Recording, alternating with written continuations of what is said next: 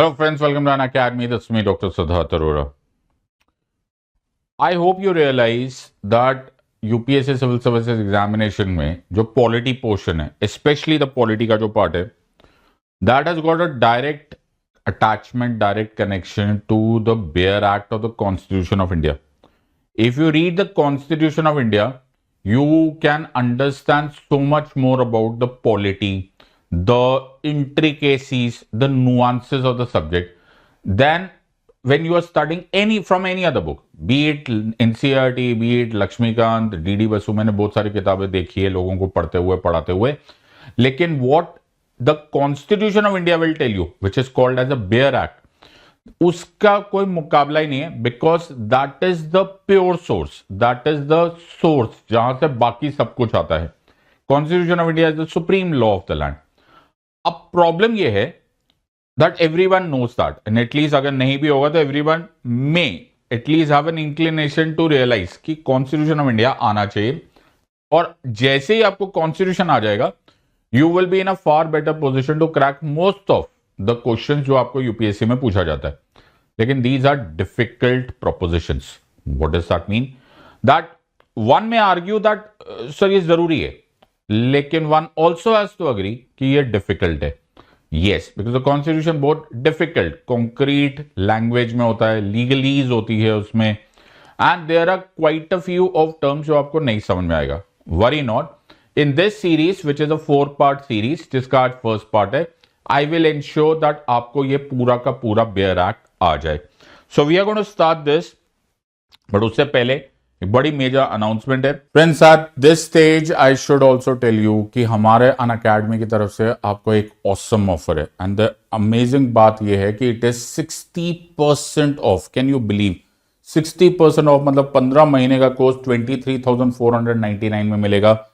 18 month का course 24,999 में मिलेगा. This is an awesome offer. Please use the code SIDLIVE SIDLIVE and utilize it. Also एक बड़ा ही major आप सब लोगों के लिए एक इवेंट है which is the most epic education festival for IIT JEE NEET UG and foundation. Mark your calendar.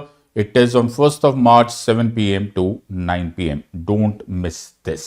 Okay, कि पार्ट 1 ऑफ दिस सीरीज में मैं फर्स्ट से लेकर 100th आर्टिकल, नाउ ये अगर वीडियो तुम शांति से बैठ के देख लो तो तुम्हारी जिंदगी बदल जाएगी, right?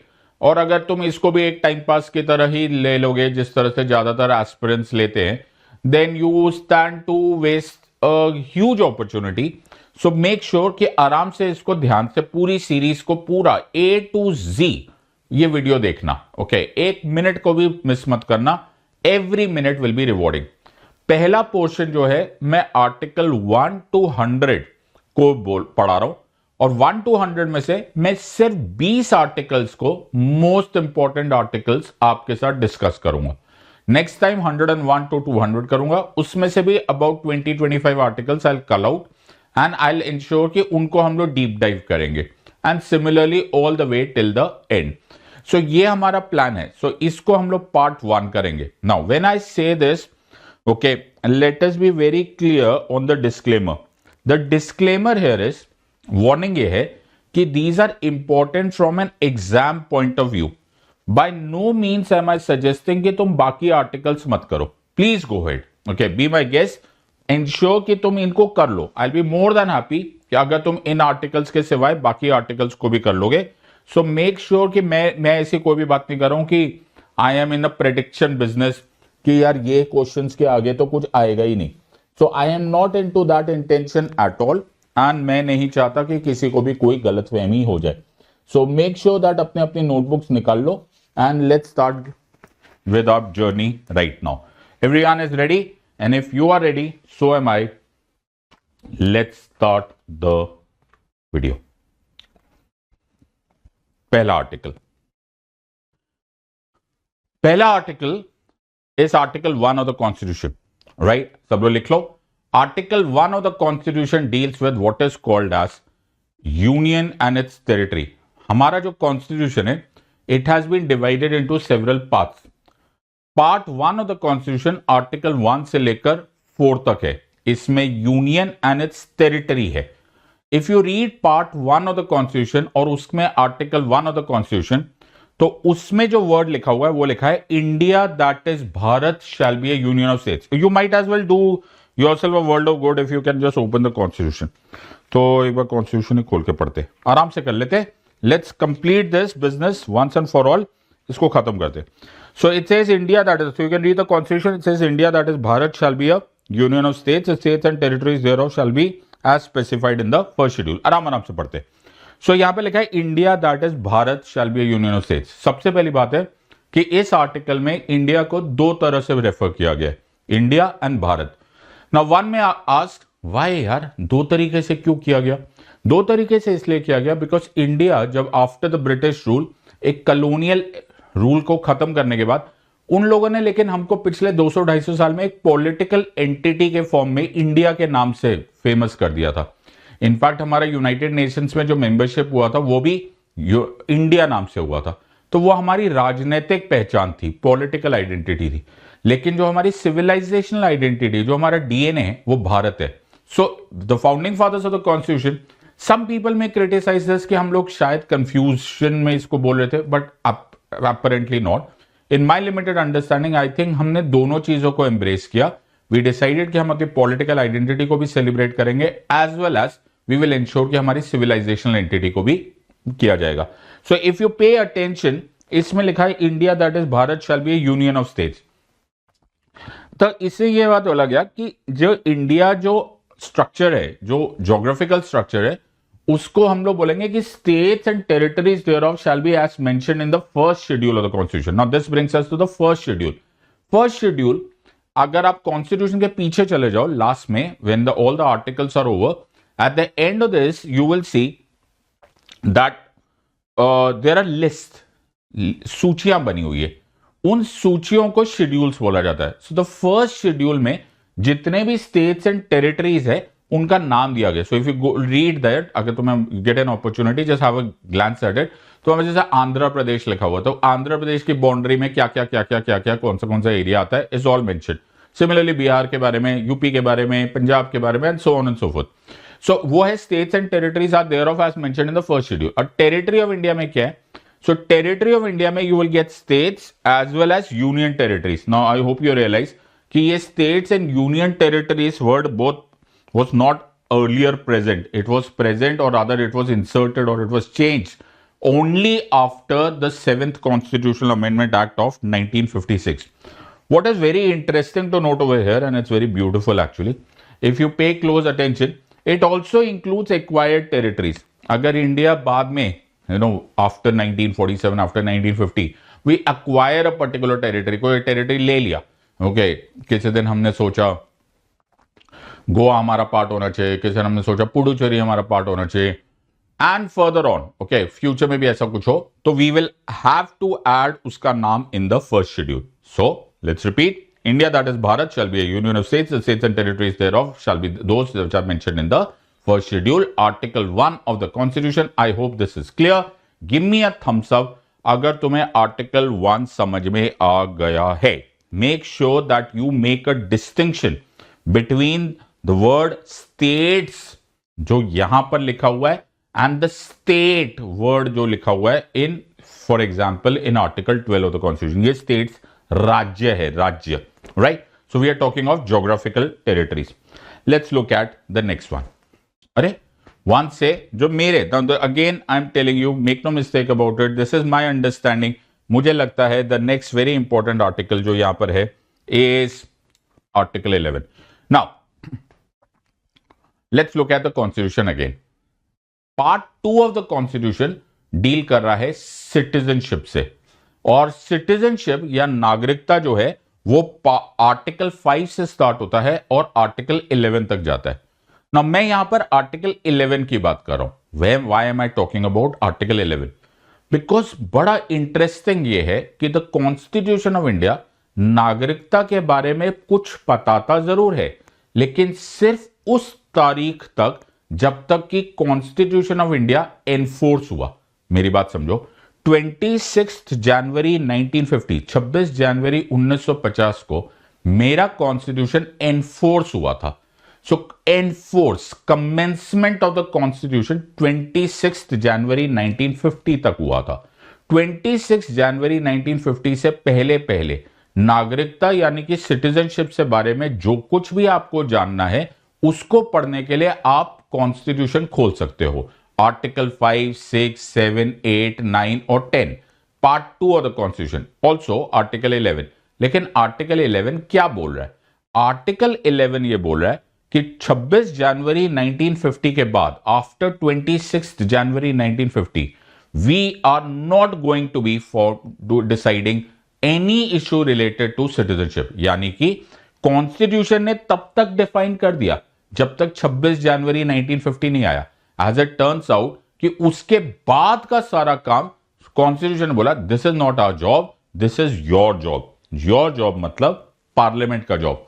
So constitution of India ने आर्टिकल 11 में यह बात बोल दिया कि parliament will retain full authority in citizenship matters, चाहे वो एक्विजिशन हो, चाहे टर्मिनेशन हो, all of these positions will be done or all of these decisions will be attributed in sum and substance to the parliament। ये parliament का काम है और किसी का काम नहीं है।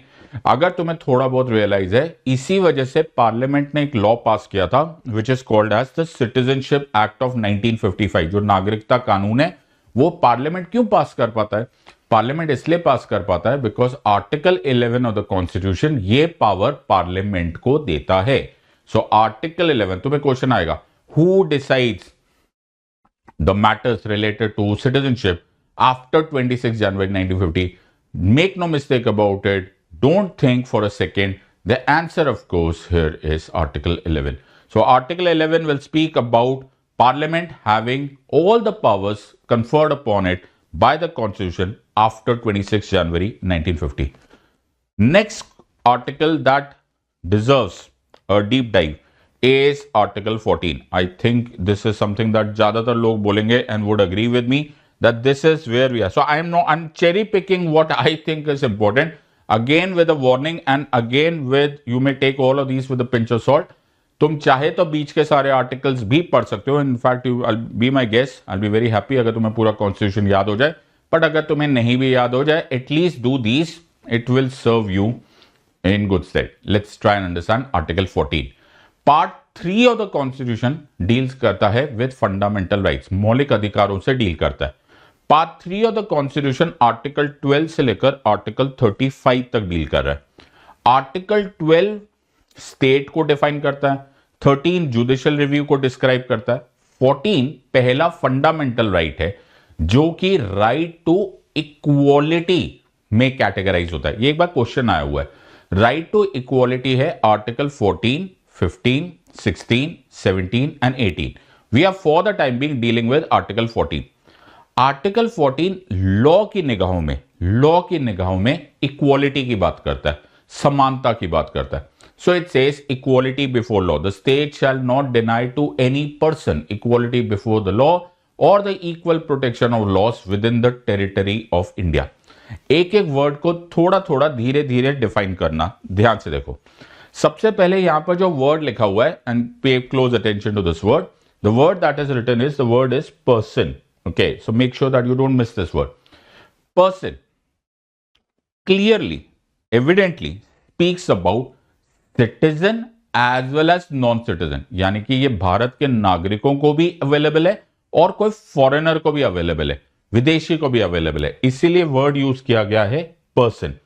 आर्टिकल 14 में there are two words, there are two phrases which we have to deep dive. One, equality before the law और the equal protection of laws. So there are two terms, one is equality before the law और दूसरा term is equal protection of the laws. Now पे इस paragraph को, ऊपर वाले paragraph को अलग से देखो और इसको अलग से देखना। इक्वालिटी बिफोर द लॉ एक नेगेटिव कॉन्सेप्ट है ना। नेगेटिव कॉन्सेप्ट का मतलब क्या हुआ? नेगेटिव का कॉन्सेप्ट है कि यह बोलता है कि लॉ को किस अलग अलग लोगों को अलग अलग ट्रीटमेंट नहीं करनी है। फॉर एग्जाम्पल, सबको समान तरीके से देखना चाहिए। ये एक इंग्लिश लॉ कॉन्सेप्ट है, saying that there should be no discrimination in the eyes of law based upon status or position. This is the basis on which Dicey's rule of law निकला था। It is a good concept until unless we see कि कहीं कहीं पर ये मुमकिन नहीं होना है या फिर ये जस्टिस नहीं होगा कि अगर आप सब लोगों को समान निगाहों से देखो. Let me explain this to you. So for example सोच के देखो कि एक छोटा बच्चा है. Just imagine right that there is a छोटा बच्चा, जैसे 5-7 साल का बच्चा. ही उसको बाय चांस अपने फादर की एक लाइसेंस रिवॉल्वर दिख जाती है और वो अपने फादर की एक लाइसेंस रिवॉल्वर को टॉय समझता है और वो उसको बोलता है या तो खिलौना है और वो ऐसे गलती से खेल रहा है, उसको तो पता ही नहीं, उसको टॉय है. And he presses the trigger और गोली चल जाती है और सामने वाला जो हो रहा होता है वो मर जाता है. As oppose to that take an example कि उसके फादर जो कि एक एडल्ट है वो गन लेते हैं सोच समझकर, उनको मालूम है ये गन है, and he fires and kill somebody. Do you realize in common sense कि इन दोनों को सेम ट्रीट नहीं किया जा सकता? बिकॉज एक अबोध बालक है, एक somebody who cannot be understanding the implications of what he is doing. He cannot be held culpable for what he has done, as opposed to an adult जिसने सोच समझ के गिल्टी माइंड से मेंस रिया से इसको मारा है. यहां पर आ जाता है the concept of equal protection of loss. इस तरह से बच्चों को, जुवेनाइल्स को, विमेन को, शेड्यूल कैस्ट, शेड्यूल ट्राइब्स को और ऐसी कोई भी रीजनेबल क्लासिफिकेशन जो पार्लियामेंट को ठीक लगती है उस तरह में इंटेलिजिबल डिफरेंशिया करके उनको अलग ट्रीट किया जा सकता है. सो द फॉर्मूला क्या बन जाता है? जब दो पोजीशन, दो ए एंड बी, दो entities are on the same position, उनको सेम ट्रीट करो. लेकिन अगर कोई डिसएडवांटेज वाली सिचुएशन में है उनको सेम ट्रीट मत करो. So like must be treated like, alike must be treated like, unlike must not be treated like. कहीं ऐसा ना हो जाए कि तुम उस बच्चे को भी या फिर विमेन को भी in as per our law, schedule caste, schedule tribes को भी आप सेम ही ट्रीटमेंट करने लग जाओ. It will not be justice, वो अन्याय होगा. सो हमारा आर्टिकल 14 दो कॉन्सेप्ट से आता है. The concept of equality before law which is English law concept, and the context of equal protection of laws, which is an American school of thought. Now what is so interesting in India that हमने अपने article 14 में दोनों को डाल लिया. We put article 14 में the state shall not deny to any person equality before the law and the equal protection of laws within the territory of India. Now this is very interesting कि हमने दोनों को डाल लिया. Yes. सो मेरा article 14 दोनों से डील कर रहा है. So it is left to the wisdom of the जजेस. जजेस को केस टू केस बेसिस ये पावर मिल गई है. आपको ब्रिटिश यानी the English law concept use करना है या फिर आपको अमेरिकन लॉ कॉन्सेप्ट यूज करना है, depending upon case to case. तो रीजनेबल डिफरेंशियल या फिर इंटेलिजिबल डिफरेंशिया करना अलाउड है आर्टिकल 14 में. So I have to understand this part. अगर तुम इसको थोड़ा बहुत दिमाग लगा के यूज करो तो अभी रिलेटिवली थोड़ी समय पहले सिटीजनशिप अमेंडमेंट एक्ट 2019 पे बड़ा कंट्रोवर्सी आया था. इफ यू रिमेंबर कि जब Hindus, Buddhist, Jain, Sikhs, Christians, Parsis coming from 3 countries Pakistan, Afghanistan and Bangladesh on और बिफोर 31 दिसंबर 2014 उनको नागरिकता में थोड़ी सी लीनियंसी दी गई थी. जहां 11 साल की जरूरत होती है वहां 5 साल हुई थी. तो बहुत सारे लोगों ने बोला था this is against the concept of equality. I am extremely sorry, I would beg to differ from all of them because ये हमारे कॉन्सेप्ट ऑफ इक्वालिटी से दूर नहीं है. It is not alien to our concept since हमारे यहां पर reasonable classification करना जरूरी है. And the parliament in its own wisdom उन्होंने बोला ये जो Hindu, Buddhist, Jain, Sikhs, Christians and Parsis coming from Pakistan, Afghanistan, Bangladesh है ऑन और बिफोर 31 दिसंबर 2014 ये एक डिस्टिंक्ट ग्रुप बनाते हैं बिकॉज इनके ऊपर उत्पीड़न हो रहा है, इनके ऊपर वहां पर उन कंट्रीज में डिस्क्रिमिनेशन हो रहा है, तो हम उनको स्पेशल ट्रीटमेंट कर सकते हैं. This is the spirit of article 14. It's a very interesting article और इस पर तो हम बैठ के 6 घंटे की क्लास बना सकते हैं. Let's look at the next one. So I'm again telling you I'm cherry picking, right? Having said so, I'm not discouraging you from reading any other article, but I am just doing what these are important, the ones which you have. So one cannot deny the fact that पूरा का पूरा constitution ही important है, obviously. All right, who am I to decide, or who are you to decide? For that matter, who is else to decide? Every alphabet, every comma, everything is understandably important. To that extent, I agree with you. लेकिन हमें इस exam को पास करना है, so I'm trying to cherry pick, right, of all of this. The next important article over here is Article 19, and this is one of the most explanatory articles, self-explanatory article, and apart from that, the most important article. तुम्हें पता है, अगर हम constitution को बोले ना, तो हम लोग कॉन्स्टिट्यूशन को 14, 19 एंड 21 को एक गोल्डन ट्राइंगल, एक ट्रिनिटी मानते. अगेन हैविंग सेड सो, हर पार्ट इंपॉर्टेंट है, लेकिन 14, 19 and 21 are kind of understood as the trinity, as most important articles, क्योंकि 19, 14 एंड 21 एक तरह से रिलेटेड हो जाता है. 14 जो है वो लॉ में इक्वालिटी की बात कर रहा है, everyone is equal, equal protection of loss. 19 जो है वो ये बात बोल रहा है कि there has to be reasonableness of freedom. Let me explain this to you. So independence और लिबर्टी वर्ड में क्या फर्क है? कोई फर्क है? सो द वर्ड लिबर्टी को many a group of people अपनी गलत फहमी में, राइट, उसको पर्यायवाची समझ लेते हैं ऑफ आजादी. It's not azadi in the truest sense. To that extent, it is not azadi. Liberty शब्द is a subject of law. Let me explain this to you. मैं फिर से गन का एग्जाम्पल देता हूं because it's an easy example to take. So I take a gun, right? मैं gun लेता हूं या मैं गन बना ही लेता हूं for that matter. चलो जी, मैंने गन ही बना ली, उसमें एक बुलेट भी बना दी और रास्ते पे फायर कर दिया. क्या मैं ये बात बोल सकता हूं कि मेरी आजादी है, मैं जो मर्जी कर सकता हूं? And what would be an answer back from there? So the fundamental issue over here would be कि is it allowed in this sense कि मैं जो मर्जी चाहूं वो कर सकूं? No.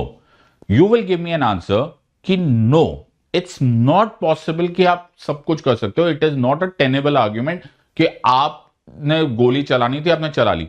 आप बोलोगे लॉ जहां तक आपको अलाउ करता है, केवल उतनी आजादी आपको अवेलेबल है. आई होप मैं समझा रहा हूं. तो आपके पास लाइसेंस है, आपके पास लाइसेंस गन है, आप अकॉर्डिंग टू द लॉ उसको संभाल के रखते हो, उसको रिस्पॉन्सिबली यूज करते हो, केवल सेल्फ डिफेंस में उसका प्रयोग करते हो. Perfect, all the boxes are checked, फिर ठीक है. लेकिन अगर आपने एज पर लॉ जो करना चाहिए था उसको बियॉन्ड किया, उसको तोड़ा, उसको वायोलेट किया, guys you will and up into a prison. तुम्हें जेल हो जाएगी, तुम्हें पनिशमेंट हो जाएगी. So what is liberty? Liberty उस आजादी का नाम है जितना आजादी लॉ अलाउ करता है. So liberty is a function of law, limited freedom, limited independence rather. तो हमारे यहां पर फ्रीडम्स अलाउड है, राइट. सो हमें आर्टिकल 19 में फ्रीडम्स अलाउड है. That is all the citizens have the right, number 1. तो ये ABCDEFG. अब तुम्हें नोटिस होगा, वैसे this should all be small letters, okay, so make no mistake, लेकिन ये स्मॉल लेटर्स है. तुम नोटिस करोगे F नहीं मिल रहा यहां पर. सो वी हैव ABCDEF गायब है. F भी हुआ करती थी, which was right to property. लेकिन वो जो राइट टू प्रॉपर्टी है वो 44th कॉन्स्टिट्यूशनल अमेंडमेंट एक्ट 1978 से रिपील कर दिया गया. रिपील मतलब रिमूव कर दिया गया. So as of today we have 6 freedoms. A, freedom of speech and expression. B, freedom of assembly. C, freedom of association. D, freedom of movement. E, freedom of residence. And as I told you, F भी हुआ करती थी but it's no longer there. And G, freedom of profession. So all of these are Article 19. Now please understand, just try and understand. You have to understand right over here. यही नहीं तो इंसान क्या? Simple. तुम्हारे पास अगर अपनी बात रखने का, अभिव्यक्ति का, असेंबली का, एसोसिएशन का, मूवमेंट का यही फ्रीडम्स नहीं है, तो यू आर एक्चुअली नथिंग. तुम एक पीस ऑफ फर्नीचर हो जाते हो. There is nothing that you can claim कि यार यही मैं तो ये करना चाहता था लेकिन मुझे इस देश के कानून ने अलाउ ही नहीं किया. इट्स नॉट मुमकिन. अब तुम समझो 14, 19 एंड 21 ये एक गोल्डन ट्रिनिटी बनाता है. So all of these are coming under article 19. Now one may also ask कि ये जो आर्टिकल 19 है, आपने बोला था इसमें कोई ना कोई रिस्ट्रिक्शंस होगी. 100% रिस्ट्रिक्शंस होगी. मैंने तुम्हें बोला था कि कोई भी fundamental right, for that matter anything that you are allowed, वो ऐसा हो ही नहीं सकता कि उसको अनलिमिटेड अलाउ किया गया. मैं हमेशा क्लास में भी यही बात बोलता हूं, these are fundamental rights, these are not absolute rights. So when we deep dive into article 19, which I would welcome you, in fact I'll invite you कि तुम constitution पढ़ो, and someday if you want I will take special classes on each of these topics. If you look at these topics तो तुम्हें realize होगा कि article, हर article पर A B C D E F G पर एक clause बना हुआ है. For example 19 sub clause 1 sub clause A के साथ लिखा हुआ है 19 sub clause 2. 19 sub clause 2 reasonable grounds of restrictions देगा. मैंने क्या बोला? रीजनेबल. कुछ ना कुछ ऐसे रिस्ट्रिक्शन स्टेट इंपोज कर सकता है जिसमें कि तुम्हारे freedom of speech and expression को भी थोड़ा रोका जा सके. फॉर एग्जाम्पल तुम sovereignty, security, unity of India के खिलाफ नहीं बोल सकते. तुम डिसेंसी एंड मोरालिटी के अगेंस्ट नहीं जा सकते. तुमने अभी अभी एक कॉमेडी शो वाले के बारे में सुना होगा, ओके, जिसने एक ऐसी बात बोली जो कि हमें लगता है या हमारे स्टेट में ये डिफाइंड है कि ये डिसेंसी एंड मोरालिटी के खिलाफ जा रहा है, तो वो मना है. You cannot take a claim, you cannot claim कि मेरे पास article 19 sub clause 1 sub clause A doesn't mean that these are absolute rights. So you can impose restriction. Also contempt of court. Also incitement of offense. Also a situation या फिर तुम ऐसी कोई statement बोलूं which has a disturbing effect on the friendly relationships of India with a foreign country. These are reasonable grounds of restrictions which are placed. In fact, defamation also, मानहानि करना मना होता है. तुम जो मर्जी restrictions भी नहीं डाल सकते और तुम अनलिमिटेड फ्रीडम भी नहीं डिमांड कर सकते. So this is article 19 as oppose to, अब देखो ये तीसरा है. तीसरा is the most important, article 21 of the constitution. इसको bedrock of the constitution of India बोला जाता है. प्रोटेक्शन ऑफ लाइफ एंड, ओहो what a word, personal liberty. Do you realise, मैंने तुम्हें अभी अभी क्या बोला, 14, 19 and 21 are the golden trinity, they are the golden triangle. Late me explain. Personal liberty, personal liberty यहां पर है वर्ड कि मैं तुमको जेल में डाल देता हूं. व्हाट? यस, मैं तुम्हें जेल में डाल देता हूं without following the procedure established by law. ऐसे ही आर्बिट्रली जिसको उठाओ जेल में डाल दो. नाउ जस्ट इमेजिन कि मैं तुम्हें जेल में डाल देता हूं without following procedure established by law. In other words, मैं इलीगली, आर्बिट्रली तुमको जेल में डाल देता हूं. डू यू रियलाइज, जैसे मैंने तुम्हें जेल में डाल दिया, rest of all the goddamn freedoms that you had is all over. क्या करोगे उसके बाद? तुम्हारा freedom of expression gone, assembly gone, सब कुछ इज अ बिग सिफर. तुम्हें जेल में डाल दिया, तुम्हारी जिंदगी खत्म, that's it. Now do you realise कि ये बेडरॉक है. अगर ये नहीं, आर्टिकल 21 नहीं, तो rest of it actually does not mean anything. It's null and void, it's a big nonsense, because वो चलेगा ही नहीं, बिकॉज आप तो जेल में चले गए. Hence a very precious thing that article 21 ensure करता है is personal liberty. This is one of the ways जिसमें आप आर्टिकल 21 को इंटरप्रेट कर सकते हो. So it says no person shall be deprived of his life of personal liberty except according to procedure established by law. Yes, तुम jail में डाल सकते हो, तुम अरेस्ट कर सकते हो, you can take a custody of a person, but you have to strictly, zealously follow procedure established by law. This is Article 21. So you can draw a parallel between 14, 19 and 21 in so far as कि ये तीनों चीजें human existence को celebrate करती है. It ensures कि तुम human life करो, जियो. Now, is that the end to it? No, that's not the end to it. Article 21 has two angles. One is personal liberty, जो कि एक नेगेटिव एंगल है. Negative in the sense, don't take negative as a negative, क्योंकि ऐसा मैं कुछ समझा रहा हूं. इट सेज कि अगर कॉन्स्टिट्यूशन आपको ये बोल रहा है कि स्टेट को बोला है डोंट मना कर रहा है, इसलिए मैंने उसको नेगेटिव वर्ड यूज किया. Don't take away the personal liberty of any person without following procedure establish by law. पूरा कानून के अनुसार जो करना है वो तुम कर सकते हो, लेकिन ऐसे नहीं कर सकते. Now let's take it a notch up. Okay, थोड़ी देर और सोचो. मान के चलो कि मैं तुम्हें मना नहीं कर रहा हूं. I am not saying don't do that. मैं तुम्हें बोल रहा हूं, suppose there is a person who says कि मैं ना म्यूजिशियन बनना चाहता हूं, तो मैं बोलूंगा ओके, मैं तुझे मना नहीं कर रहा हूं, लेकिन म्यूजिशियन बनने का कोई एनवायरमेंट यहां पर है ही नहीं. No music schools are available, nobody will be teaching you, कोई तुम्हें पढ़ाएगा ही नहीं. मैंने तुम्हें नेगेटिवली, यानी कि तुम्हें पांव पकड़ के नहीं रखा हुआ है कि तुम म्यूजिक मत सीख या तू पढ़ाई मत कर, लेकिन मैं तुम्हें वो एनवायरमेंट ही नहीं दे रहा हूं, मैं तुम्हें वो अपॉर्चुनिटीज ही नहीं दे रहा हूं जिसमें कि तुम अपना बेस्ट वर्जन ऑक्युपाई करो. तुम नोटिस करो, तुम्हें दोनों तरीके से तुमको फंसा के रख रहा हूं. तुम खाना खाने जा रहे हो, you want to have food at home. Now there are two things. पहला तरीका ये कि तुम्हें मैं खाना खाने से मना करो, मैं तुम्हारा हाथ पकड़ लेता हूं, देखो खाना नहीं खाना है, राइट, या मुंह पे मैं तुम्हारा कपड़ा डाल देता हूं कि देखो तुम्हें खाना नहीं खाना है. This may be understood as a negative connotation of the same thing. The second thing is कि मैं तुम्हारा हाथ ना पकड़ूं, मुंह पे कपड़ा ना डालूं, लेकिन मैं गैस सिलेंडर हटा दूं. बताओ, मैं गैस स्टोव हटा दूं और ऐसा कोई और चीज भी नहीं है जिस पर खाना पकाया जा सके. डू यू रियलाइज कि चाहे मैं यहां से पकड़ूं, चाहे मैं वहां से पकड़ूं, I hold the nose, I touch the nose from any possible angle. Actually, I've arrived at the same junction. Why?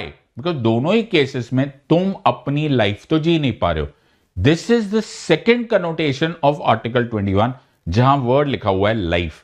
ये 2019 में यूपीएससी सिविल सर्विस एग्जामिनेशन में एक प्रीवियस क्वेश्चन में चेक करना, उसमें पूछा गया था what is according to you the best definition of the word liberty. और उसमें एक कॉन्टेक्स्ट था, एक चॉइस था, opportunity to develop oneself fully.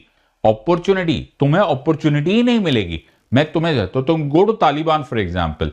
So if you go to Taliban ruled Afghanistan, okay, then you go to Taliban, वहां पर opportunity नहीं है. वहां पर if a women wants to study, वैसे तो वहां तो नेगेटिव भी है, लेकिन मैं एक और बात बोलता हूं कि बाय चांस वहां पर एक अपॉर्चुनिटी ही नहीं है, वहां पर स्कूल्स ही नहीं हो, लेकिन यार इन स्कूल्स में विमेन को अलाउड ही नहीं है, game over. How would that women learn? How would that women develop her self, her personality? या वो पढ़ना चाहती है, वो पीएचडी करना चाहती है, how would that learn? So the point here is article 21 takes two angles, right? One is negative, one is positive. Negative in the context of personal liberty. There are restraints, but those restraints will be reasonably guided by the law. दूसरा concept is life, which is opportunity to become the best version of yourself. I hope this is clear. If you are able to understand, this is a very important point. To illustrate my points, you can see 100 different Supreme Court judgments. So, Hadia case, very famous case. Shafeen Jahan versus Ashokan KM 2018, popularly called as the Hadia case, जिसमें supreme court ने बोला था right to marry a person of one's choice और right to change one's faith और have one's faith completely article 21 में follow करता है. If you recently see a question, right to privacy is a fundamental right emerging from Article 21. Actually, the word is life, right? This was the Aadhaar judgment. Justice K.S. Puttaswamy retired versus Union of India 2018. The Aadhaar judgment में बोला था right to privacy is a fundamental right. Similarly, you can go ahead and stretch it to any other logic. For example, right to die, right? Common cause case or the Aruna Shanbag case is also included under die. The word यहाँ से जो life word आया ना, इस word को interpret किया गया. So to very clearly emphasize, was a very landmark judgment of this was Maneka Gandhi versus Union of India case 1978. Maneka Gandhi versus Union of India 1978, the Honorable Supreme Court actually interpreted this word in a very broad, in a very wide manner, and that was life is living with choice and dignity. What a beautiful interpretation. So life is living with choice and dignity. To that extent, I hope you realize कि article 21 की कितनी ज्यादा importance है. So once you understand article 21, you will understand and appreciate that this is the bedrock of the Constitution of India. Let's head to the next one. So I hope मैं तुम्हें अच्छे से समझा पा रहा हूं. Next, oh, what a famous one. Such a famous one that Baba Sahib himself spoke about Article 32, that this is the heart and the soul of the Constitution of India. So you have to fundamentally agree that fundamental rights जो है वो under the guarantee of the Constitution. That's a word. That's how we actually describe it. It is under the guarantee. ये पक्का है कि fundamental rights तुम्हारे guarantee of the Constitution. Constitution बोल रहा है चिंता मत करो, ये तुम्हारे मौलिक अधिकार है. बट फंडामेंटल राइट्स की इस गारंटी को, कॉन्स्टिट्यूशन की इस गारंटी को एनफोर्स कैसे करोगे? फॉर एग्जाम्पल, फॉर इंस्टेंस, अगर स्टेट तुम्हारे फंडामेंटल राइट्स को ले वायोलेट कर दे, अब्रिज कर दे, कॉन्ट्रावीन कर दे, what are you gonna do about it? क्या तुम कुछ कर सकते हो? State is mighty strong. तुम तो सिर्फ सिटीजन हो, तुम इंडिविजुअल हो. So the supreme court becomes what is called as the custodian of the constitution of India. What a beautiful line. It is the custodian. This was way back 2015, if my memory serves me right. 2015 UPSC का एक question आया था, who is the custodian of the Constitution of India? The answer to that, of course, is the Supreme Court. So the custodian of the Constitution of India, why is it the custodian? Because it is the one which is going to ensure कि ये जो guarantee है ये सिर्फ paper guarantee नहीं है. ये जो गारंटी है ये जस्टिसिएबल है. ये जो फंडामेंटल राइट्स है ये जस्टिसिएबल है. It is enforceable directly by the courts of law. But how would they do it? What would the Supreme Court use, or what kind of powers does the Supreme Court have to ensure that these are not going to be merely paper guarantees? Now, there's a flawed assumption. जैसे आप guarantee word use करते हो, there's a flawed assumption कि guarantee अपने आप हो जाएगी. अपने आप थोड़ा ना होगी.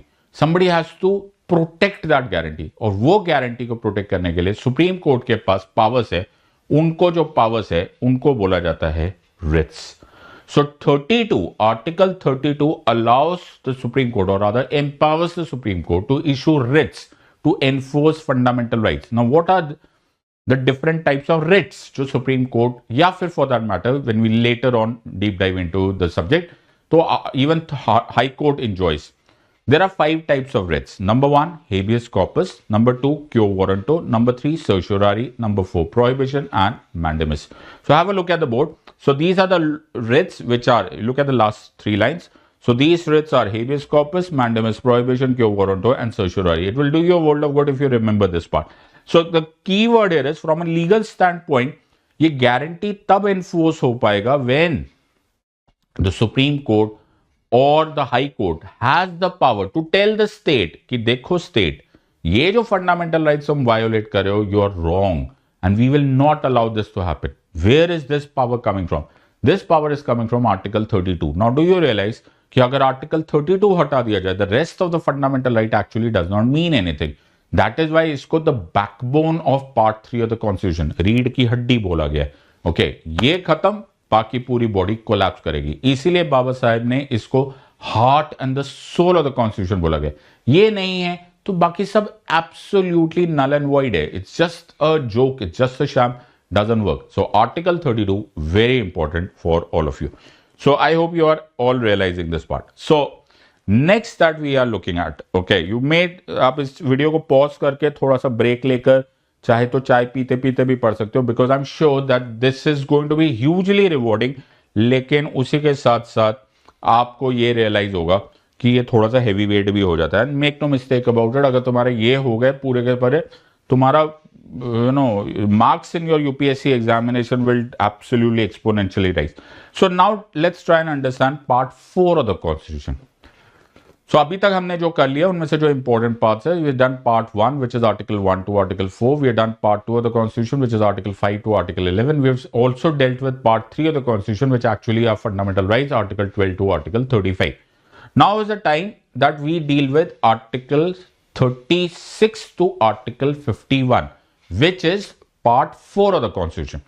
And we, for the time, okay, just that we are discussing it. Remember Article 36, although we're not writing it here, Article 36 is exactly same as Article 12. Article 12 we define कर रहा है state. Article 36 in so many words actually says that the definition of the word state in given in Article 36 is exactly same as Article 12. So ये मैंने सिर्फ एक extra बता दिया. Please remember 12 and 36 same है, right? दोनों define कर रहे the word state को. Now let's go to Article 37. Very interesting. So Article 37 deal कर रहा है with directive principles of state policy. Okay. Now directive principles of state policy are very interesting. Now एक तरह से ये directive principles of state policy है कि constitution बोल रहा है कि स्टेट को कि कुछ करो, do something, right. Fundamental rights negative injunction है, वो स्टेट को कुछ गलत करने से मना कर रहा है. डीपीएसपी स्टेट को कुछ सही करने को बोल रहा है. So fundamental rights are negative in nature और नेगेटिव इंजंक्शन. अब तुम समझ में आ रहा है कि we are not talking of negative and positive in the so-called definition of English literature. We are talking of negative and positive in the terms of law. When you are asking somebody not to do something, then it is called as negative. When you are asking somebody to do something, then it is called as positive or positive direction. So let's try and understand. So although this is kind of an oversimplification, but थोड़ा सा समझने की कोशिश करो. The point here is, on the one hand, Constitution of India state को बोल रहा है कि डू समथिंग, लेकिन when the constitution of India state को कुछ करने को बोल रहा है, तो वो करने को जब बोल रहा है, वो क्या करने को बोल रहा है is based upon availability of resources. Late me explain this. So suppose constitution of India state को बोल रहा है प्रोवाइड वर्क, आर्टिकल 41 में जैसे बोला है कि give right to work. Now constitution of India ने तो बोल दिया स्टेट को कि यार लोगों को काम दो, ओके, गिव देम वर्क. लेकिन मान के चलो स्टेट के पास पैसा ही ना हो, रिसोर्सेस ही ना हो, तो फिर काम कैसे देंगे?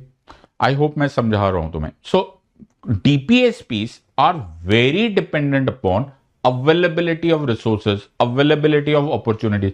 जैसे अगर हम ये बात बोले कि हेल्थ के लिए आयुष्मान योजना दे तो देंगे हम लोग आर्टिकल 47 में, पर वेयर इफ गॉड फॉरबिड हमारे देश के पास पैसा ना हो, देन कैसे देंगे? So we can not give. इसीलिए article 37 plays a very huge role. Article 37 बोलते हैं the application of the principles contained in this part shall not be enforceable by any court. Now imagine a scenario कि state के पास resources ना हो और पैसा ना हो और डीपीएसपी एनफोर्सेबल बाय कोर्ट हो जाए, ये तो this will be an inherent contradiction between the two. Why? Because on the one hand state देना चाहता है लेकिन उसके पास है नहीं. ऑन द अदर हैंड अगर इसको मैंने एनफोर्सेबल बाय कोर्ट बनाया तो you will go to the supreme court और high court, and the supreme court and the high court will issue a writ और स्टेट को बोलेगा provide them with Ayushman Yojana. Now this becomes a very dangerous situation. इस cocktail को avoid करने के लिए, इस डेंजरस वॉलेटाइल सिचुएशन को अवॉइड करने के लिए, from a legal standpoint, Article 37, for that matter, DPSPs को under Article 37 नॉन एनफोर्सेबल बनाया गया. आई होप मैं तुमको लॉजिक बिहाइंड द कॉन्स्टिट्यूशन भी समझा पा रहा हूं. बट माना कि ये जबरदस्ती नहीं किया जा सकता, लेकिन ये जरूरी है, we have to admit to this, कि दीज प्रिंसिपल्स बड़े पॉजिटिव प्रिंसिपल्स है. इनसे ही हमारा भला होगा, इनसे ही सिटीजन्स का भला होगा.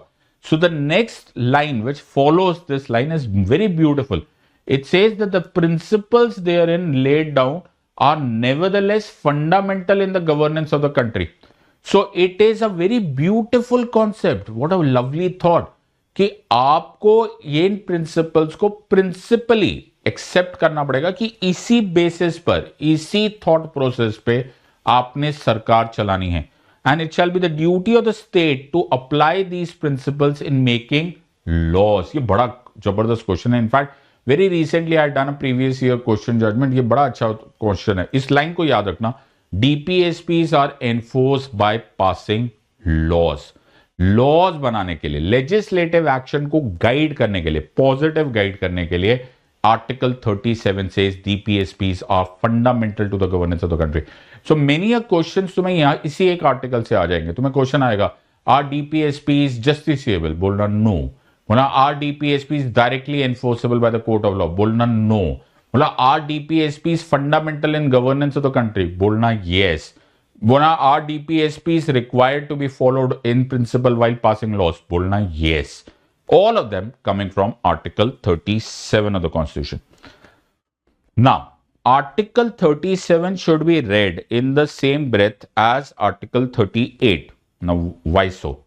So, अभी जो मैंने तुम्हें बताया, from a legal standpoint, I told you that these are non-justiciable.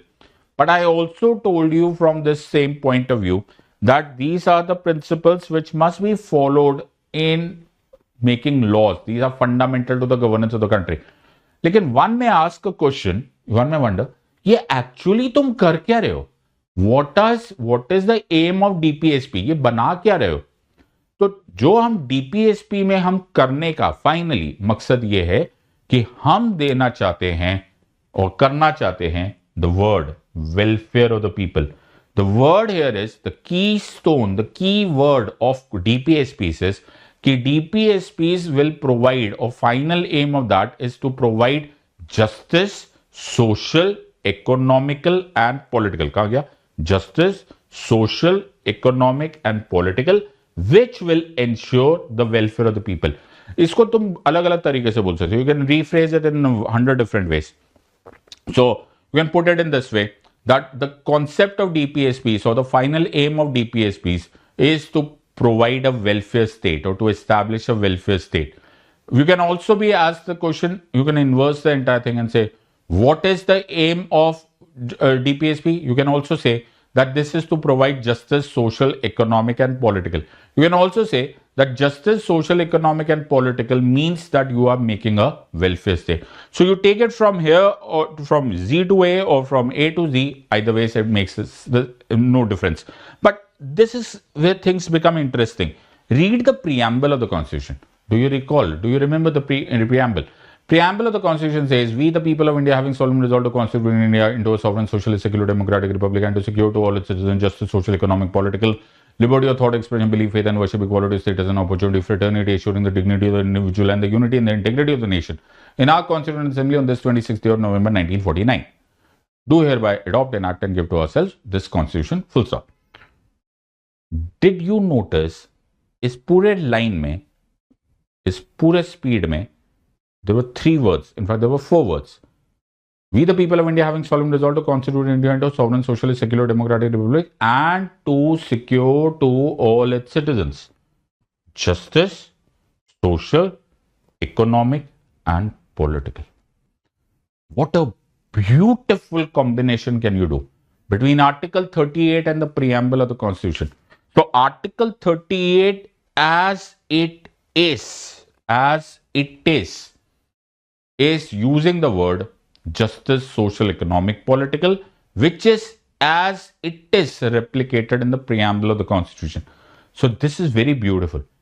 Preamble जो है, it is an idea, ये विचार है, एक सिद्धांत है, एक विजन है. लेकिन आर्टिकल 38 उस सिद्धांत, उस विजन का रिफ्लेक्शन है. वो एग्जैक्टली उसको मैनिफेस्ट करके दिखाएगा. इसीलिए मेनी अ टाइम्स आर्टिकल 38 को बोला जाता है, इट और अदर डीपीएसपीस को बोला जाता है, they are the reflections of the preamble, they are the kernel of the constitution. Actually करना क्या है? एक्चुअली वेलफेयर स्टेट बनाना है, और वेलफेयर स्टेट बनाने के लिए you have to provide them with justice, social, economic and political. What a beautiful thought process. I hope you can understand this one. Oh, this is something I think सब लोगों की आंखें ऐसे चमक गई होगी. The way you look at this article. This is an article which is right now in the middle of the storm. Pay close attention. So I don't think ऐसा कोई होगा who hasn't heard of this word, Uniform Civil Code. But Uniform Civil Code is also DPSP. So Article 44 says that the state shall endeavor to secure for citizens of India a uniform civil code. Now this is a very important concept. आजकल इसके बारे में बहुत बात हो रही है. Okay. पहली बात तो I'll give you kind of a simple way to remember these things. So article 44 4 and 4 दोनों तरफ सेम है. यूनिफॉर्म का मतलब ही सेम होता है, तो यू कैन रिमेंबर कि दोनों तरफ same 4 and 4 uniform civil code.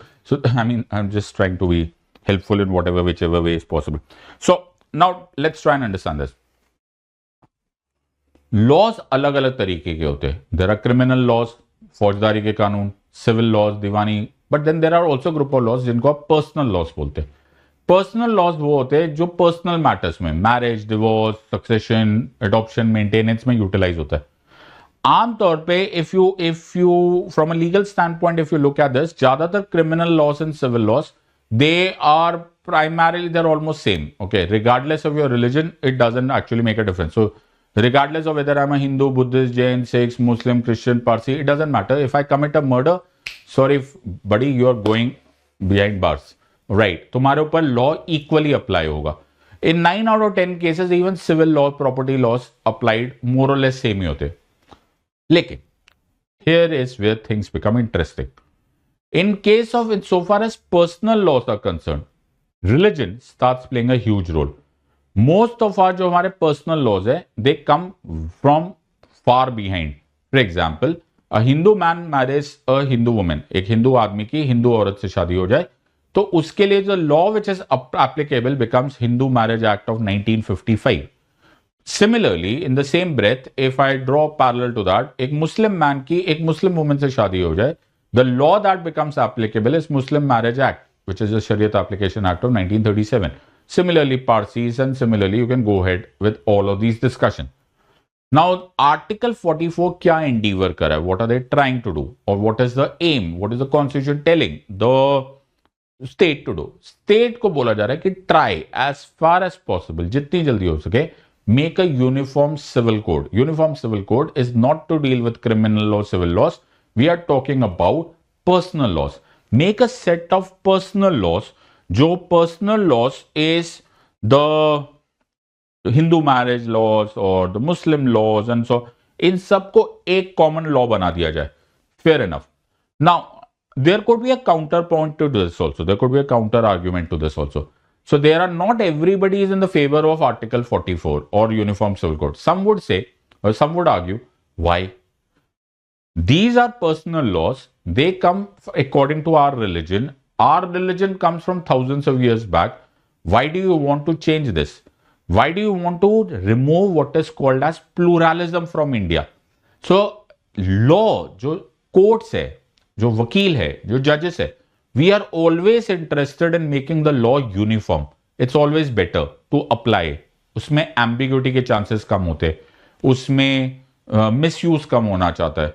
लेकिन देयर आर मेनी सेट्स, चाहे वो रिलीजियस रीजन से, चाहे डाइवर्सिटी के रीजन से, चाहे पॉलिटिकल रीजन से, who would argue against this. Right, now I am not here to say कि who is right and wrong. That's not my job and that's not my position, but my position over here is कि this is a contentious issue. Although a few states have already taken the plunge. Latest in line was Uttarakhand, prior to that was Goa, which have formed the uniform civil code. But we are, what is Article 44, etc., is actually aiming, his word is throughout the territory of India. So we are waiting for that. Will it happen or will it not happen? It's something that time would tell. But Article 44 ka aim is primarily dealing with personal laws. That is something that you must focus on. कहीं वो point ना miss हो जाए and everything will go wrong. So I'm not trying to oversimplify any of these things. जो complexities है उसको पकड़ के रखना जरूरी है. Yes, Constitution of India tough है, लेकिन मैं उसको oversimplify नहीं करना चाहता, मैं उसको trivialize नहीं करना चाहता. Make sure that you remember जो remember करने की चीज है. So हम लोग पहुंच गए हैं halfway mark पे, और halfway mark पे एक बड़ा important article है which is Article 50. As you may be able to connect the dots कि आर्टिकल 50 जो है it is also a DPSP and it speaks about separation of judiciary from the executive. Now a very important line that all of you must get warmed up two is principles of natural justice. इसको लिख लो कहीं पर. Principles of natural justice is based upon the premise कि जो भी proceedings होती है वो फेयर होनी चाहिए, वो जायज होनी चाहिए, वो न्याय संगत होनी चाहिए। सो मैं भी मुंह में जुबान रखता हूं, काश ये पूछो कि मुद्दा क्या है, व्हाट इज दिस, कि भाई मुझे पनिश करने से पहले मेरी बात सुन लो, राइट, मुझे भी बताने दो कि मुझे भी अपना डिफेंड करने दो। इसको लैटिन लैंग्वेज में ऑडी ऑल्टरम पार्टम कहते हैं, हियर द अदर साइड। ये एक तरह का प्रिंसिपल ऑफ नेचुरल जस्टिस है। इसीलिए बिना किसी वकील के रिप्रेजेंटेशन के या बिना giving an opportunity to the accuse to defend himself आप उसको पनिश नहीं कर सकते। ये एक विशिएटेड ट्रायल हो जाता है, ये इलीगल हो जाता है, ये कन्विक्शन ओवरटर्न हो सकता है। ये सारी की सारी चीजें प्रिंसिपल्स ऑफ नेचुरल जस्टिस से आती है। उसी तरह से there are various other part, nemo judex in causa sua. अब जो लोग को घबराहट हो गई, घबराना मत, सिर्फ कहने की बात यह है कि मैं खुद ही अक्यूज्ड के ऊपर इल्जाम डालूं और खुद ही ये फैसला कर दूं कि वो इल्जाम ठीक है या गलत है। This is going to violate principles of natural justice, simple as that. Okay, तो उसी का शहर, वही मुद्दई, वही मुंसिफ, यकीन था हमें कि कसूर हमारा निकलेगा। तो ये तो वही वाली बात है ना कि यार तुम्हारा ही शहर है, तुम्हारे फैसला चल रहा है, तुम्हारा ही निजाम चल रहा है, तुम्हारा ही कानून चल रहा है और तुम मुझ पर इल्जाम लगा रहे हो, and I can not do anything. So you can not be a जज इन योर ओन कॉज। तुम अपने ही केस में खुद ही फैसला करोगे तो सामने वाला तो पक्का हारेगा। These are various elements of principles of natural justice. Somehow, Article 50 भी principles of natural justice and separation of powers की बात करता है। अगर मैं जुडिशरी और एग्जीक्यूटिव को सेम रख दूं, पुलिस वाले को ही ये बोल दूं कि तू ही फैसला कर ले कि तू जिसको पकड़ के लाया है वो दोषी है या नहीं। Guys, principles of natural justice just died a death, a very cruel death. इसी को अलग करना, सेपरेशन ऑफ पावर्स करना बड़ा जरूरी होता है।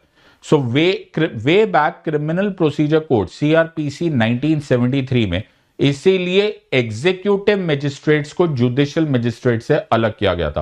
पहले जो एग्जीक्यूटिव मजिस्ट्रेट यानी कि जो आईएएस ऑफिसर्स थे, उनके पास दोनों पावर्स होती थी, सारी की सारी जुडिशियल पावर्स भी होती थी और सारी की सारी एग्जीक्यूटिव पावर्स भी होती थी। This was violating separation of power, और इसी वजह से separation of judiciary from executive से जुडिशियल इंडिपेंडेंस मेंटेन रहती है। अगर जुडिशियल इंडिपेंडेंस मेंटेन नहीं होगी तो फिर तो बाकी रूल ऑफ लॉ भी गायब हो जाएगा।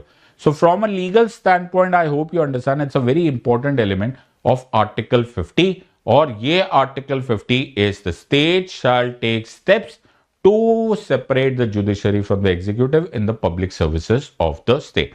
I hope you have realized, and it's a very important article. The last part of part 4 of the Constitution is Article 51 of the Constitution. Beautiful article.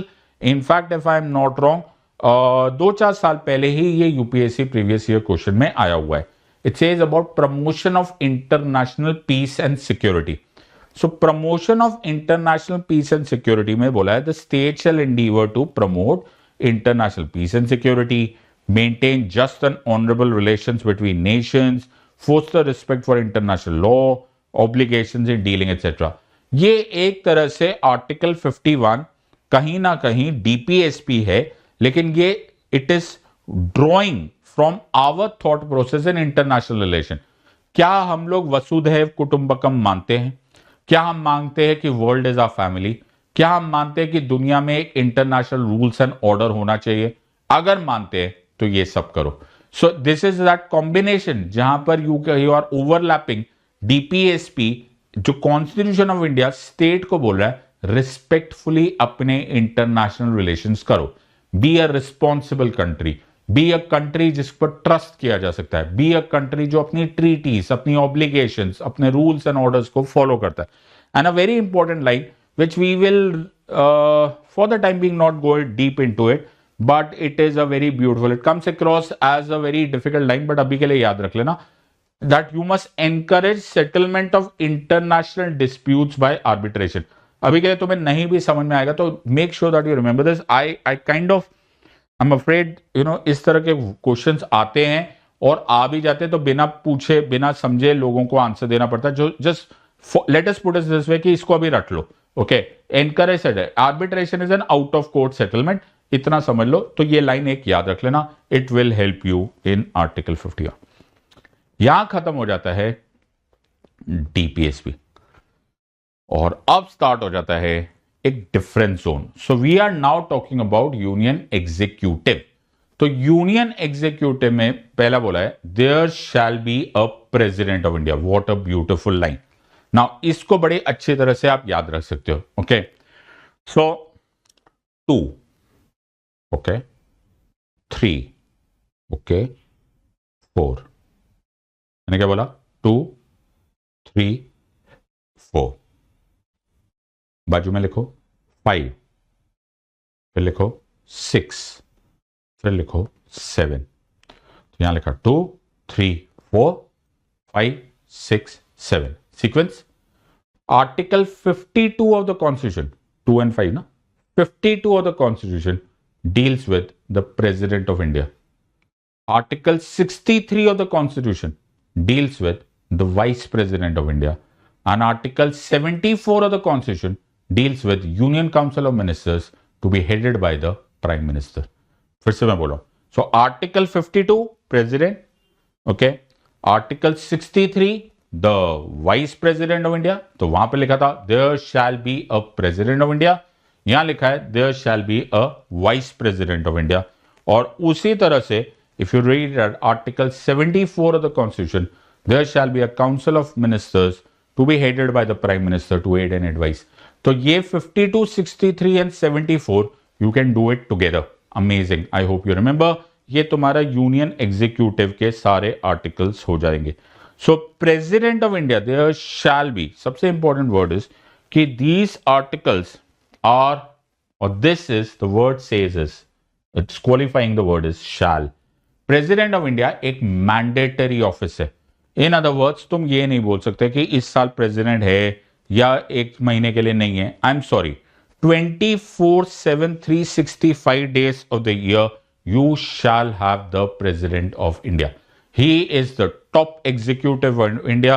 He is the head of the state of India. He is that nominal head. He is the office of ceremony. He is the friend, philosopher, and guide to the Prime Minister of India. The most important office in terms of executive position. In fact, he is also the part of the parliament. Article 79 of the Constitution says the parliament consists of Lok Sabha, Rajya Sabha, and the President of India. कितना important position है। So article 52 of the constitution says very important line, there shall be a president of India. Now article 52 there shall be a president, लेकिन मैंने तुरंत उसके बाद I spoke about how important is this office. Now if you look at this article 60 and read the part which is in the lower part of the slide, which is the blue colored mark, just have a look at the oath of the president. So in the presence of the chief justice of India, president को जो oath administer करते हैं is the chief justice of India, or in his absence any other judge of the Supreme Court as the who is available. Oath जो शपथ the president of India is taking, he says that I shall protect, preserve and defend the Constitution of India. Have a look at this part. It says I shall preserve, protect and defend the Constitution of India. Now this is amazing. Now there are two very interesting angles that one must focus on. First of all, out of 10, if at all, in fact I should read the 3, say 3 ऐसी constitutional positions है. There are only 3 such constitutional positions. One is the president, one is the vice president and one is the governor. Article 60 president, look at Article 60, Article 69 vice president and Article 159 which is the governor. Only these constitutional positions are such whose oath, जिनकी शपथ is mentioned within the articles of the Constitution of India. बाकी सबकी शपथ और बाकी सबकी oath और affirmations are given in a schedule which is called as the third schedule of the Constitution of India. Now that becomes very interesting. So if you pay close attention, Article 60 within the articles is directly giving the oath. If you look at 69, you will see the oath of the Vice President of India also, and 159 में you will see the oath of the Governor also. Now, look at the words, the choice of words. यहां पर बोला गया I will protect, preserve and defend the Constitution of India. Similarly, Governor को भी बोला गया that he would also say whenever he's been administered oath कि मैं I will protect, preserve and defend the Constitution of India. तुम्हें मालूम है what will the Prime Minister take the oath as? The Prime Minister's oath would be I will bear true faith and allegiance to the Constitution of India. You know what will be the oath of the ministers? He will also say I will bear true faith and allegiance to the Constitution of India. The Speaker will also say I will bear true faith and allegiance to the Constitution of India. Even the judges would say I would bear true faith and allegiance to the Constitution of India. Even the CAG would say that I will bear true faith and allegiance. Of course, they would also say that we will uphold the Constitution and the laws. But that's a different issue. तो बाकी सब लोग बोल रहे हैं हम लोग according to the constitution of India work करेंगे. We will bear true faith and allegiance to the constitution. हम सच्ची श्रद्धा और निष्ठा रखेंगे, लेकिन protect, preserve and defend president करेंगे. What a beautiful thing. This one thing itself will imply that the constitution looks at the president in a very different light. He is the head of the state. So article 60 तो में question आ सकता है, please remember.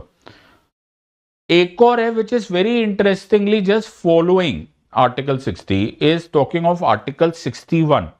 वो बोले कि जी we are going to, हमने आपको इतना ऊंचा पोजीशन दिया है. You are going to, the president is responsible to protect, preserve and defend the constitution. Correct. लेकिन what or in the case कि आपने खुद ने ही violation of the constitution of India कर दिया. डू यू रियलाइज, मैंने आपको प्रोटेक्ट, प्रिजर्व एंड डिफेंड की पावर्स दे दी है और आपने उसकी ओथ ली, आपने उसकी शपथ ली. However, in a contingency, when you are yourself violating, ये वर्ड को याद रखना, violation of constitution कर रहे हो, do you think that you should be allowed to continue in this place? Obvious answer is no. And in that case, we will provide you or we will provide the procedure for impeachment. महाभियोग जैसे बोला जाता है कि हम आपको इस office से निकालते हैं by impeachment. उसका पूरा procedure article 61 of the constitution में दिया हुआ है. So imagine, on the one hand is you have article 60 putting such a big focus on protecting, preserving and defending the constitution. We are so bullish on this position, and then suddenly you have article 61 saying that if you are violating the constitution, sorry, you cannot continue in office. So this is about article 61. As I already told you, article 63 refers to the vice president. There shall be a vice president of India. Now this is even more amazing. How to realize this? Vice President of India is the most amazing office that India made. Let me explain you how. So, Vice President of India, where have you heard of? So, you've heard Vice President of India in a federal polity such as USA. USA में Vice President of USA होता है. लेकिन a very interesting concept is कि Vice President of India यहाँ पर सिर्फ union executive का role नहीं प्ले करते. He is also the ex officio chairman of the legislature, that is the Rajya Sabha. Wow, what a beautiful thing. तो vice president of India हम लेकर आए हैं. He is the second highest position. First highest position और the highest position rather is the president, and then the second highest position is the vice president. On the one hand, he is the union executive, rank 2, so in table of precedence rank 2, but he is also the ex officio chairman of the Rajya Sabha. Now what does ex officio mean? Ex officio implies that, let's be very clear, okay, ex officio is because he is the vice president, he is the chairman of the Rajya Sabha. He's not a member of the Rajya Sabha. Now that makes it a very interesting concept. Ki on the one hand, you are an executive. On the other hand, you are also, you connect the true dots. You are also heading the chairman of a legislative body. This is one. The second is even more interesting. हम कहां पढ़ रहे हैं इसको? हम इनको पढ़ रहे हैं यूनियन में, यूनियन एग्जीक्यूटिव. लेकिन he is the head of or the chairman of the Rajya Sabha. Rajya Sabha is representing states. हाँ, तो in a way, ये office is also the connecting link between the union and the state. तो एक part पे they are connecting the union and the state, other side पे they are connecting the executive and the legislative. Amazing body. So I hope you realize Article 63, the Vice President of India, is the most amazing office that India has, and that is why जब बहुत ज्यादा amazing होते तो उनके responsibilities are also more, but जब बहुत ज्यादा amazing होता तो that is also open to criticism, but that's a different issue. So you will really enjoy this part. And then comes Article 74. Article 74 says that there shall be a council of ministers with the Prime Minister at the head to aid and advise the President, who shall in the exercise of his functions act in accordance with such an advice. Now this is so interesting. So सबसे पहले तो this is the simple part over here is, okay, if you just simplify this, there shall be a council of ministers. A council of ministers होंगे with the Prime Minister at the head. Now the interesting part is this, to aid and advise the President, who shall in the exercise of his function act in accordance. कि जी Prime Minister साहब and the council of ministers would give an advice, वो परामर्श देंगे और President साहब को उनकी बात माननी पड़ेगी. Shall act. Now this was not originally the written word, so to say, in case of the constitution. This was brought in far later in the constitution by the 42nd Constitution Amendment Act of 1976. पहले बोला था, पहले इससे पहले होता था, there shall be a council of ministers to aid and advise the president in discharge of his functions. Simple. ये जो word था, who shall act in advice, who shall act in accordance with such an advice, this was added by the 42nd Amendment Act of 1976 during the regime or during the government of Madam Indira Gandhi. Now the entire issue here was कि इसका मतलब क्या हो गया कि जो prime minister बोलेंगे या जो परामर्श आएगा coming from the council of ministers, वो बाइंडिंग है. It is binding on the president. Of course, 44th Constitutional Amendment Act 1978, 2 years later, brought in a slight modification to that कि just once, president साहब ये advice को वापस भेज सकते हैं for the reconsideration of the council of ministers, but just once. If it comes back, it again becomes binding. लेकिन this is where a beautiful relationship आ जाता है. So in a way, the real head executive कौन हो गया? The real फैसला लेने की power क्या किसी होगी? हेड ऑफ द गवर्नमेंट कौन हो गए? Head of the government becomes the prime minister. This is the double executive model which India follows. One is the nominal head, the titular head, the ceremony, the head of the state. The other one, that is the prime minister, is the real head executive, the head of the government. Very beautiful relationship और इन दोनों की तालमेल ही होती है. Beautiful relationship. If you appreciate that, that's an amazing thing part. So you can always look at this part. Now, Article 75 specifically deals with the ministers. तो इसमें कुछ बड़ी इंपॉर्टेंट बात है, राइट? तो सबसे पहली बात है, देखो what a beautiful relation. Prime minister साहब को अपॉइंट कौन करता है? प्राइम मिनिस्टर साहब को अपॉइंट करते हैं प्रेसिडेंट. लेकिन काउंसिल ऑफ मिनिस्टर्स को कौन अपॉइंट करता है? Council of ministers is also appointed by the president, but on the aid and the advice or on the advice of the prime minister. Beautiful relationship. तो prime minister साहब appoint हो गए president साहब के तरफ से, लेकिन जो काउंसिल ऑफ मिनिस्टर्स है will be appointed by the president on the advice. Now another important part, the another important part is कि काउंसिल ऑफ मिनिस्टर्स अनलिमिटेड नहीं हो सकते. 15% of the total strength of the Lok Sabha, जितना भी लोकसभा का strength है उसका 15% लो. That is the maximum upper limit जितना council of ministers हो सकता है. Now this was also not mentioned in the so-called original constitution, was brought in place later in the picture, and this later in picture was brought up by the 91st Constitutional Amendment Act 2003. 15%. 15% से ज्यादा allowed ही नहीं है. It will be have to be removed. Another important point, एक बड़ा interesting concept है, थोड़ी देर के लिए सोच के देखो कि can I become the prime minister और can I become the minister despite the fact that as of now मैं ना लोकसभा का मेंबर हूं ना राज्यसभा का. थोड़ी देर के लिए from N obvious stand point ऐसा लगता है नहीं बन सकते यार, आप या तो लोकसभा के मेंबर होंगे या राज्यसभा के मेंबर होंगे, only then will you make a minister. No, article 75 sub clause 5 is very clear on this part that once I am made a minister, yeah, for that matter, even the prime minister, even if I am not a member of Lok Sabha or Rajya Sabha for the next 6 months, it's all fair. All Jim Dandy, I'm fine with that. लेकिन 6 महीने में you have to ensure that you become a member of Lok Sabha or Rajya Sabha. else you will be removed from your ministerial post or from your prime ministerial post. All of this is mentioned in Article 75. And finally, most important, मेरी ताकत कब तक है? As a prime minister, as a council of minister, as a government, मेरी ताकत तब तक है जब तक मेरे पास बहुमत है. सो द पॉइंट यहां पर है, I am collectively responsible to the Lok Sabha. Ministers, council of ministers shall be collectively responsible to the Lok Sabha. या तो हमारी पूरी सरकार को बहुमत है या हमारी पूरी सरकार को बहुमत नहीं है. Simple as that. सो अगर बहुमत है तो हमारी पूरी सरकार will continue, will swim together. और अगर हमारे पास बहुमत नहीं है, हमारी पूरी सरकार एक साथ डूबेगी. We will sink together. All of them emerges from article 75 of the constitution.